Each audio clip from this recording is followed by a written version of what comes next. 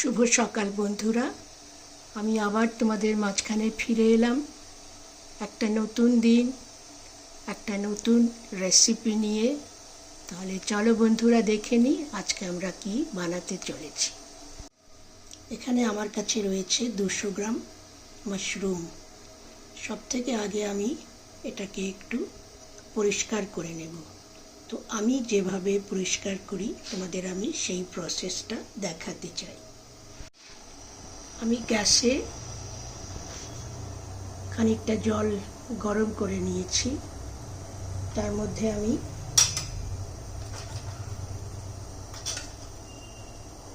দিয়ে দিলাম সামান্য একটু লবণ। এবারে আমি এই গরম জলটার মধ্যে গ্যাসটা বন্ধ করে দিলাম। আমি এই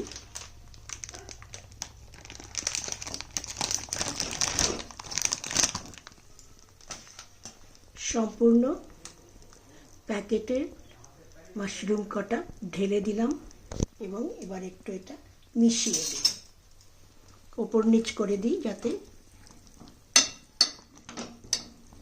এইভাবে করে নিলে এর ভেতরে যা ময়লা এবং নোংরা থাকে সেগুলো সমস্ত পরিষ্কার হয়ে যায়, আর কোনো ভয় থাকে না।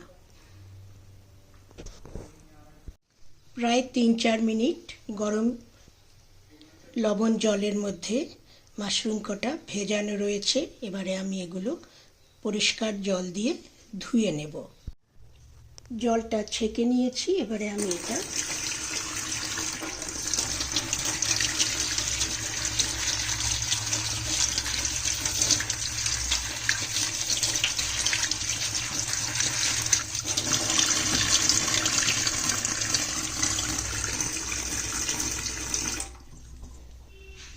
লবণ জলে পড়বার জন্য সবসময় এই মাশরুমগুলো একটু রঙটা বদলে যায়, এতে ভয় পাওয়ার কোনো কারণ নেই।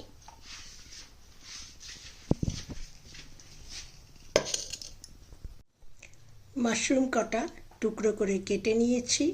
আর এপাশে দেখো রাখা রয়েছে 2টো পেঁয়াজ ছোলা এবং একটা গোটা রসুন ছাড়ানো। এবারে এগুলো আমি একটু টুকরো করে কেটে নিই। বন্ধুরা দেখো, আমি 2টো পেঁয়াজ দুভাবে কেটেছি। একটা কেটেছি পেটাল শেপে একটু বড় বড় করে, আর একটা কেটেছি ছোট ছোট করে। রসুন কটা আমি আস্তই রেখেছি।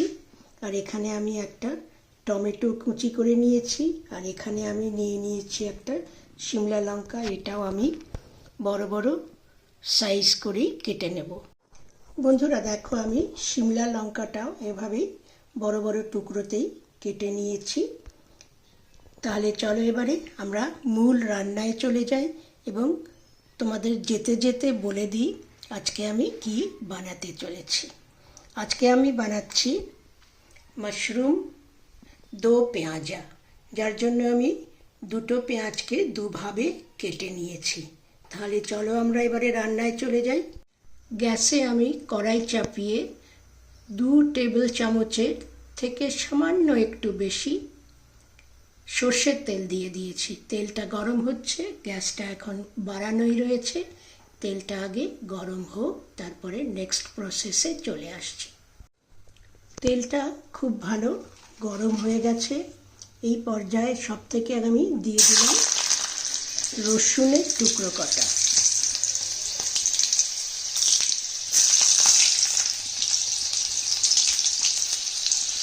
রসুন কটা ভাজা হয়ে গেছে, দিয়ে দিলাম কুচি করে কাটা পেঁয়াজের টুকরো কটা।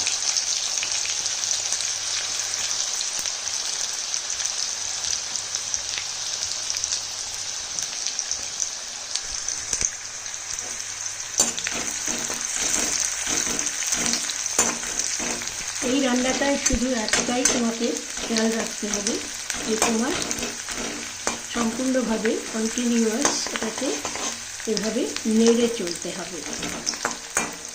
এটা পুরো স্টার ফ্রাইংয়ের ওপরেই রান্নাটা দেখতে দেখতে হয়ে যাবে। গ্যাসটা আমি একটু বাড়িয়ে দিলাম।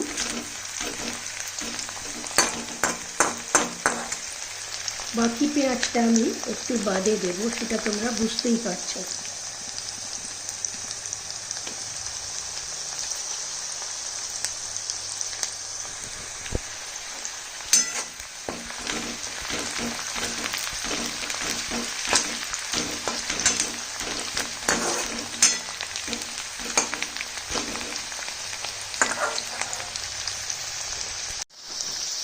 আর এই পেঁয়াজটা মোটামুটি ভাজা হয়েছে।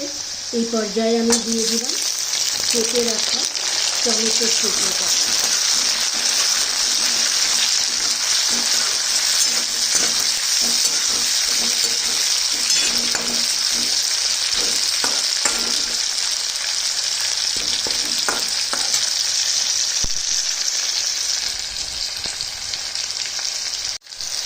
টমেটোটা অনেকটা নরম হয়ে যাচ্ছে, যদিও আমি এর মধ্যে এখনো কোনো রকম মশলা দিইনি।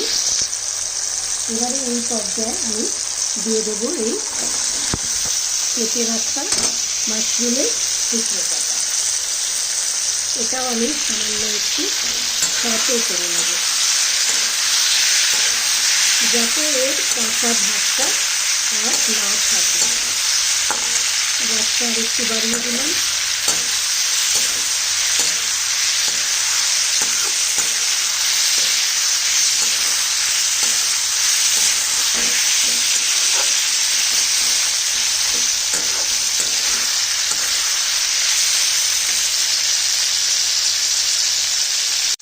বন্ধুরা দেখো, মাশরুমটাও সুন্দরভাবে এর সঙ্গে মজে এসছে। এখনও আমি কোনো রকম লবণ বা কোনো মশলা দিইনি। এই পর্যায়ে আমি দিয়ে দেবো এই বড় করে কেটে রাখা পেঁয়াজের টুকরোগুলো।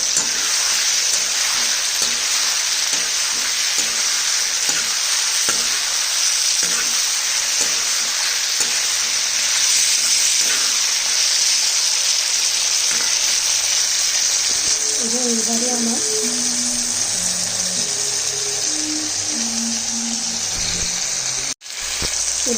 সমস্ত মশলাগুলো দেবার পালা। দিয়ে দিলাম সামান্য একটু হলুদ, দিয়ে দিলাম লাল লঙ্কার গুঁড়ো। তোমরা চাইলে আরেকটু যদি ঝাল চাও তাহলে আরেকটু দিতে পারো। দিয়ে দিলাম 1.5 চামচের মতন ধনে গুঁড়ো, আর দিয়ে দিলাম সামান্য একটু লবণ। চলো এটা ভালো করে মিশিয়ে দেবো।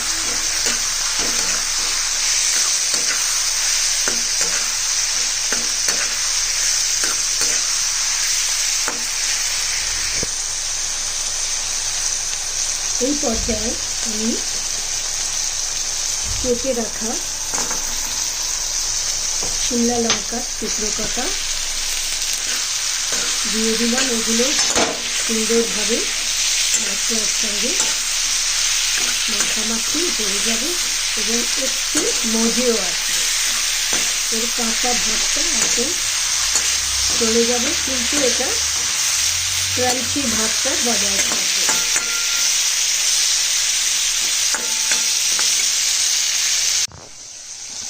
এবারে আমি এতে দিয়ে দিচ্ছি সামান্য একটু জিঞ্জার গার্লিক পেস্ট। এবারে ভালো করে ওকে মিশিয়ে দেব।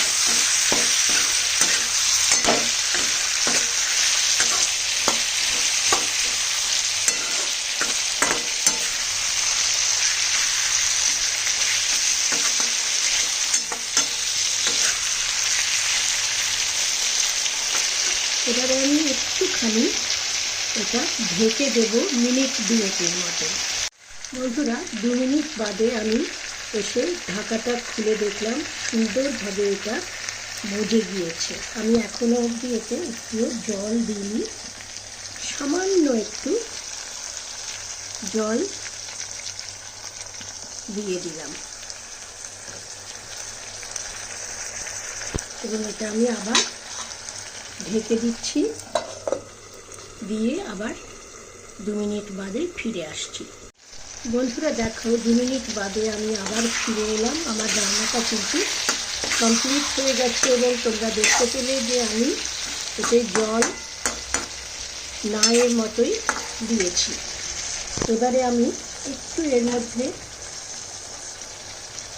ট্যাঙ্গি ভাব আনার জন্য, একটু টকের ভাব আনার জন্য দিয়ে দিচ্ছি সামান্য একটু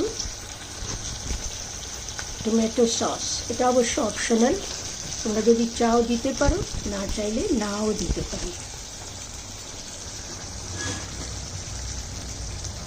আর দিয়ে দিচ্ছি এই সামান্য একটু হাফ টিস্পুন মতো চিনি।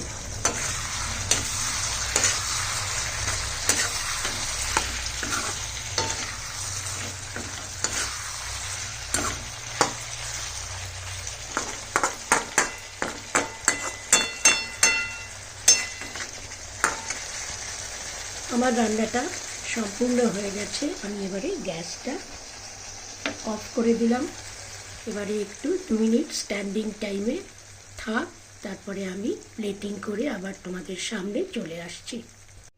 বন্ধুরা দেখো, আমি 2টো কাঁচা লঙ্কা শুধু এতে লম্বা করে চিরা লাগিয়ে দিয়ে দিলাম।